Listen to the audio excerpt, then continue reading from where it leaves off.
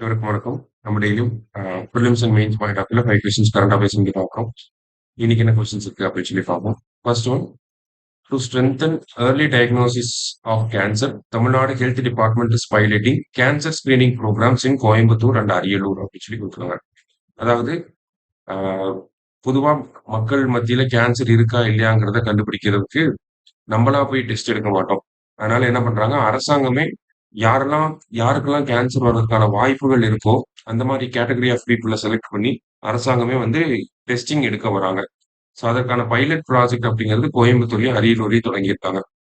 So அந்த ப்ராஜெக்டோட funding யார் பண்றாங்கன்னா JICA, Japan International Cooperation Agency வந்து அந்த ஃபண்டிங் வந்து பண்றாங்க. இது வந்து தமிழ்நாடு கவர்மெண்டோட prevention and control of non communicable diseases in Tamil Nadu அப்படிங்கிற இந்த ப்ராஜெக்டோட ஒரு பகுதியாக இதை வந்து பண்றாங்க. சரியா? மூணுமே கரெக்ட் ஸ்டேட்மெண்ட் தான். ஆர்ஆர் கரெக்ட் அப்படிங்கிறது கரெக்ட் ஆன்சர். அடுத்தது, Sanae Takaichi is set to become Japan's first women prime minister. ஜப்பானோட முதல் பெண் பிரதமராக யார் வர போறாங்கன்னா சனே டக்காய்ச்சி அப்படிங்கிறவங்க.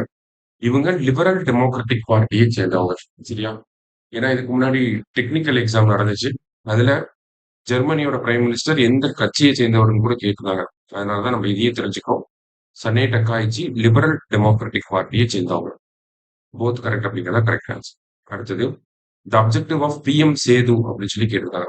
பிஎம் சேது அப்படின்னா Pradhan Mantri skilling and employability through upgraded ITIs அப்படின்னு சொல்லுவாங்க.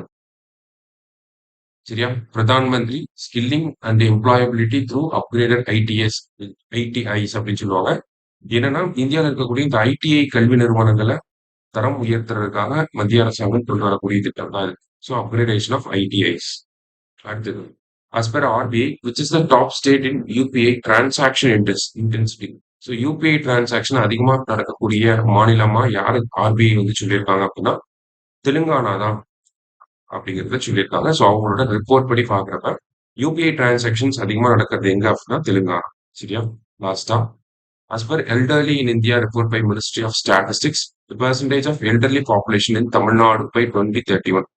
ஸோ எல்டர்லி இன் இந்தியா ரிப்போர்ட்டை வந்து யார் ரிலீஸ் பண்ணியிருக்காங்கன்னா ஸ்டாட்டிஸ்டிக்ஸ் மினிஸ்ட்ரி ரிலீஸ் பண்ணியிருக்காங்க. அதன்படி பார்க்குறப்ப தமிழ்நாட்டில் கரண்டா 13.1% சீனியர் சிட்டிசன்ஸ் வந்து இருக்காங்க. சீனியர் சிட்டிசன்ஸ்னா 60+ அவங்கள தான் சீனியர் சிட்டிசன்ஸ் சொல்றோம். ஸோ 2031 தமிழ்நாட்டில் எவ்வளவு சீனியர் சிட்டிசன்ஸ் இருப்பாங்க அப்படின்னா 18.2% இருப்பாங்க. 13%ல இருந்து அப்படியே இன்க்ரீஸ் ஆகுது, 18.2% இருப்பாங்க அப்படின்னு சொல்லியிருக்கோம். சரியா? இன்னைக்கு 5 கொஸ்டின்ஸ் பார்த்துருக்கோம். தேங்க்யூ. சுரேஷ் IAS அகாடமி, வெற்றியின் முகவரி.